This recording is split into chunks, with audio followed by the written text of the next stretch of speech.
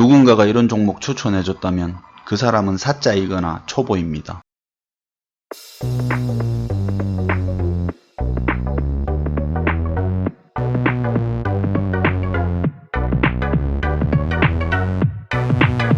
안녕하세요. 캔들피그와 기마백의 나불대화 시간입니다. 오늘은 좀 흥미로운 주제를 할까 하는데요. 매수하면 안 되는 종목, 아예 그냥 없다고 생각하면 되는 종목을 체크하는 방법을 기마백님을 통해서 한번 들어볼까 합니다. 기마백님 반갑습니다. 네, 안녕하세요. 반갑습니다. 너무 뻔하지 않은 내용이었으면 좋겠습니다. 관심 가질 필요도 없는 매수하면 안 되는 종목, 그게 어떤 건가요? 우선 첫 번째로 본인이 판단했을 때 관심 가진 종목의 향후 수익률이 확실하다는 확신이 강하면 강할수록 절대 사지 마라입니다. 이거 좀 의외인데 좀 솔깃하기도 하네요. 왜 그런가요? 네. 본인이 어떤 종목에 대해서 관심을 가지기 시작하고 그 종목에 대해 알아가면 알아갈수록 확증 편향이라는 심리 상태에 빠질 위험이 더 커지기 때문인데요. 확증 편향이요. 예를 들면 우리가 누군가를 좋아하거나 사랑에 빠지기 시작하면 그 사람의 장점만 보기 시작하는데요. 심지어 다른 사람들이 봤을 때 명백한 단점까지도 본인 스스로는 장점으로 승화시켜서 판단하게 되는 거죠.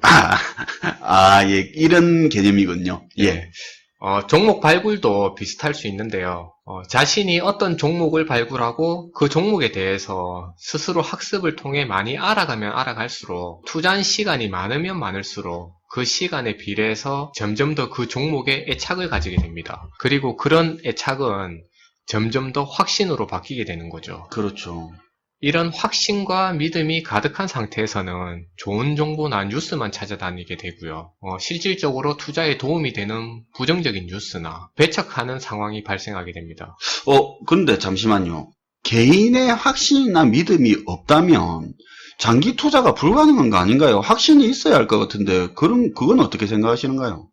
그렇게 생각하실 수도 있는데 기본적으로 장기 투자든 단기 투자든 투자는 믿음과 확신으로 하는 건 아니라고 생각하는데요. 왜냐하면 믿음은 믿음을 강화시키고 확신은 확신을 강화시킬 뿐입니다. 결국 그런 감정에 의한 투자는 리스크 관리 차원에서 위험할 수 있죠. 이렇게 생각하는 방법이 괜찮을 것 같은데요. 개인이 투자할 때 믿음이나 확신이 생겼다면 그런 믿음과 확신이 생긴 근거가 있을 텐데요. 그렇죠. 예를 들면 향후 이 종목이 어떤 이벤트가 발생할 재료가 있으니까 수익이 날 거라든지 아니면 최근 외국인이나 기관이 수급의 주체가 되었다든지 또는 실적 개선이 기대된다든지 기타 이런저런 이유 때문에 그 종목에 대한 믿음이나 확신이 생길 수 있는데요. 여기서 중요한 건 믿음이나 확신보다는 앞에서 예를 든 그런 확신이 생긴 근거나 데이터를 바탕으로 투자를 해야 한다는 점입니다. 그래야 나중에 그 근거나 데이터가 무너졌을 때 손절을 한다든지 혹은 비중을 조절하는 리스크 관리도 가능하겠죠.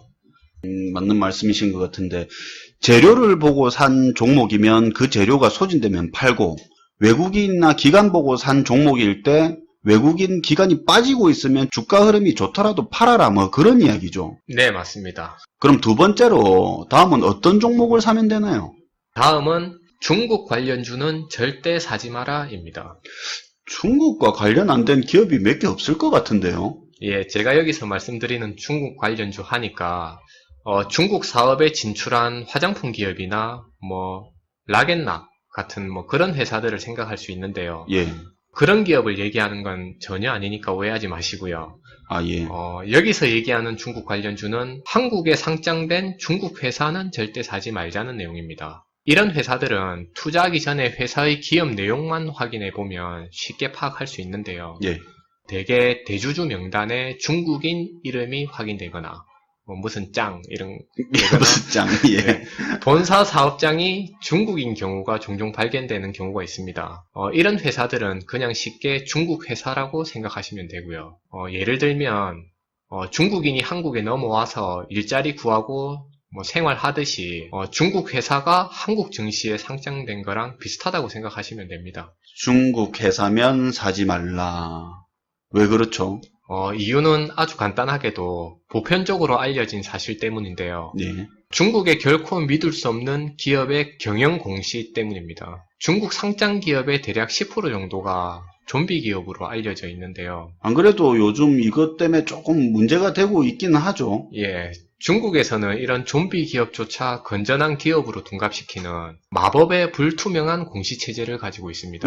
마법의 불투명한 예, 공시체제요. 마법의 수준인데요. 예, 이건 뭐 거의 공시가 아니라 예. 사시 수준입니다. 사실, 예, 예, 하기야 뭐 국가 경제 성장률도 인위적으로 만들어내는 나라인데 뭐 그깟 기업 공시 정도야 일도 아닌 거죠. 그렇겠죠.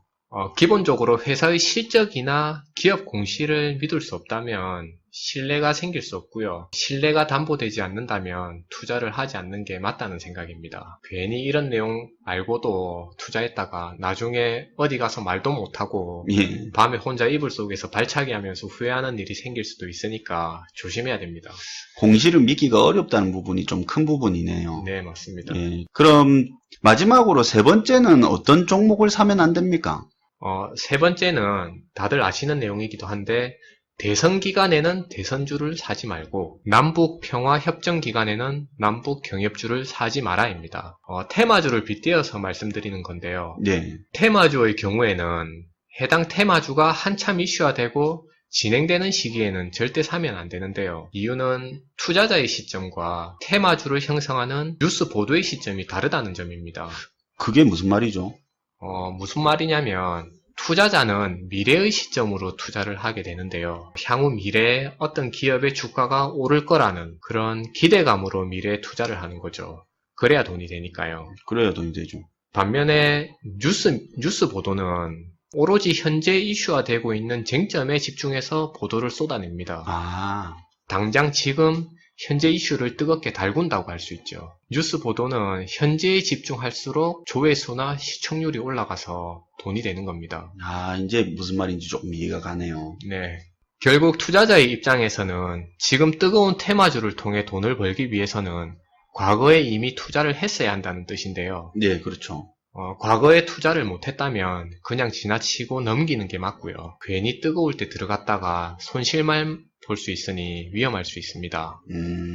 뭐 예를 들면 한우 갈비집에 오늘 저녁 7시에 회식인데 네. 나만 뒤늦게 알았다고 치고요. 예. 그래서 어쩔 수 없이 한두 시간 늦게 회식 장소에 도착했는데 파장 분위기에 남들 고기 다 먹고 남은 찌개다시나 먹고 회식비 엠빵으로 돈 내는 꼴이죠. 예. 얘가 딱 괜찮네요. 테마주 설명하기에는. 네. 예. 좋습니다. 사면 안 되는 종목 첫 번째, 믿음과 확신이 가는 종목은 사지 마라. 두 번째, 중국 회사는 사지 마라. 세 번째, 테마주는 이슈가 되고 있을 때는 사지 마라고 했습니다. 맞나요?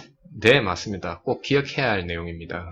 그럼 안 되는 것만 말씀드리면 그럼 사야 되는 건 뭐냐? 뭐 이런 의문이 생길 수도 있을 것 같은데요.